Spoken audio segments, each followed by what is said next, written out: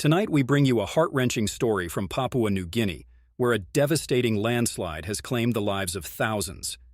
In the remote northern highlands of Papua New Guinea, more than 2,000 people were buried alive on Friday, when a massive landslide engulfed a village and a nearby work camp.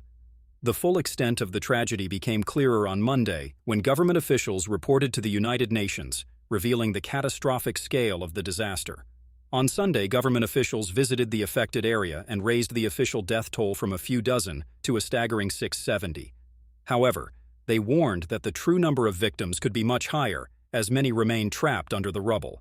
Lucetta Lasso Mana, an official with the National Disaster Center, described the grim situation in a letter to the United Nations, stating, "The landslide buried more than 2,000 people alive and caused major destruction to buildings, food gardens, and the economic lifeline of the country.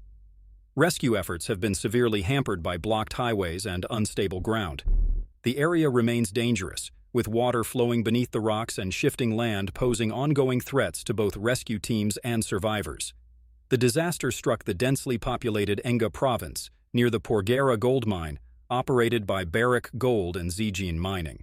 This region, characterized by its difficult jungle terrain and tribal divisions, is rich in natural resources but remains largely underdeveloped, making it particularly vulnerable to natural disasters. The United Nations has emphasized the need for immediate international support. Anne Mandel, spokesperson for the UN's International Organization for Migration, stated, "This situation necessitates immediate action and international support to mitigate further losses and provide essential aid to those affected."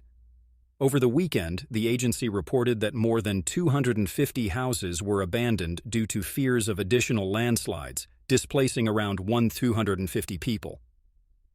While an aid convoy reached the area on Saturday, delivering tarps and water, food supplies and heavy equipment have yet to arrive, leaving residents to search for bodies with small shovels and pitchforks. Adding to the chaos, tribal feuds have erupted, further complicating rescue efforts. Ruth Kissam, a community organizer in Enga province, explained that giant boulders from one tribe's land had fallen onto a residential area occupied by another tribe, escalating tensions and violence. Even before the landslide, the region had been plagued by tribal clashes, forcing many to flee their homes.